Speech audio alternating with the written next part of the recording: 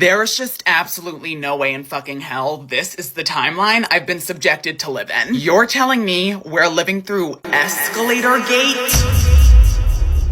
A presidential scandal about a moving staircase! Hi everyone, if you're new, welcome. If you're not, you know what fucking time it is, bitch! It's time for the Daily Scream! This man is literally under investigation for crimes out the fucking wazoo. But the thing that finally made the MAGAverse snap was a broken escalator. He was convicted on 34 felony counts in New York for falsifying business records. At the federal level, he was indicted on 40 felony counts for withholding classified documents. In Georgia, he faces a state racketeering indictment because he led a criminal enterprise to overturn the 2020 election. And in Washington, D.C., the January 6th election interference case, he was federally indicted on charges like conspiracy to defraud the U.S., obstruction of official proceedings, conspiracy to obstruct, conspiracy against rights. Total across his 4 criminal cases, this man has 88 felony counts as of late 2024. And you bitches are hooting and hollering over a broken fucking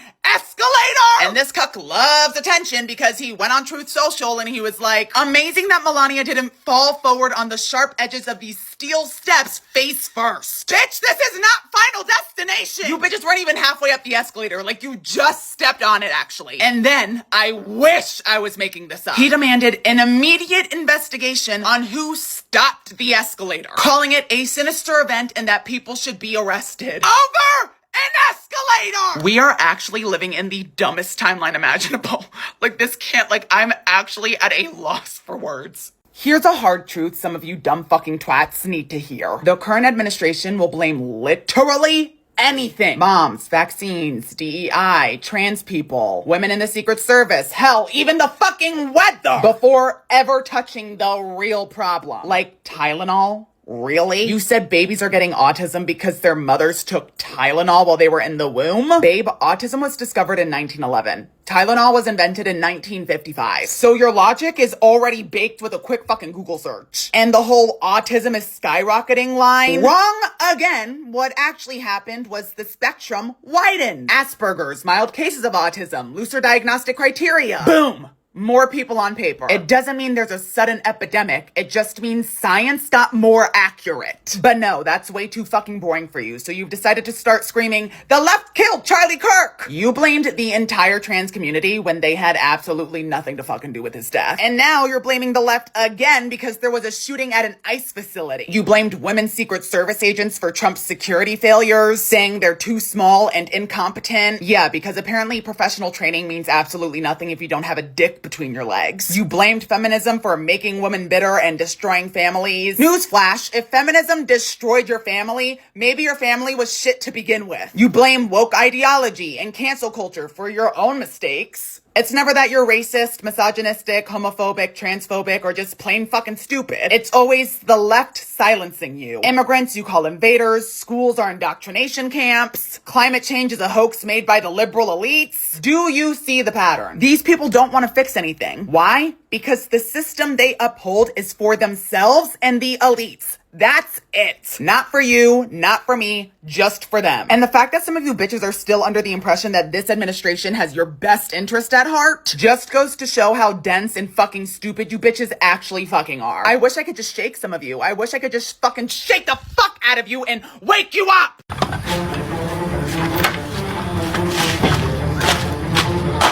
Pencuri! Ketahuan aku ah! Dapat, tangkap maling itu! Dia masuk rumah kita! Oke, Mak.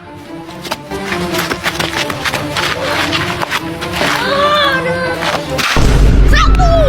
Dua! Tiga! Chaos at the wall. Here comes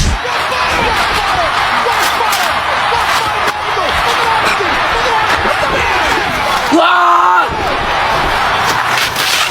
Satu! Dua! Tiga!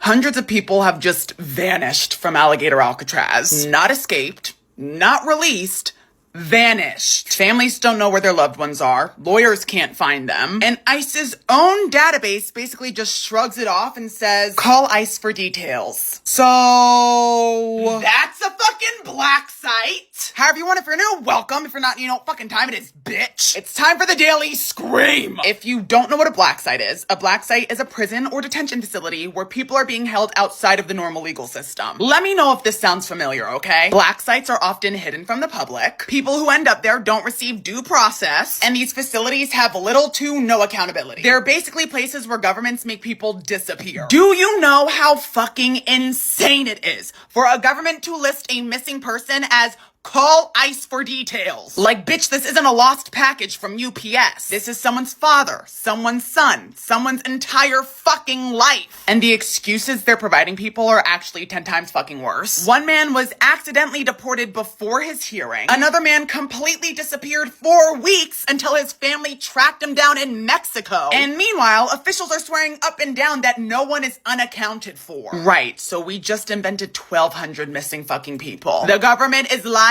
babe. Alligator Alcatraz is a black site. We're not talking about overcrowding or bad conditions anymore. We're talking about human beings being erased off books. And somehow, the courts are still letting this shit operate. Florida didn't just build a detention center, they built a machine to make people disappear. And if that doesn't scare you, well, it fucking should. Bitch, get the fuck out of my face immediately. You wenches are going to make me sick.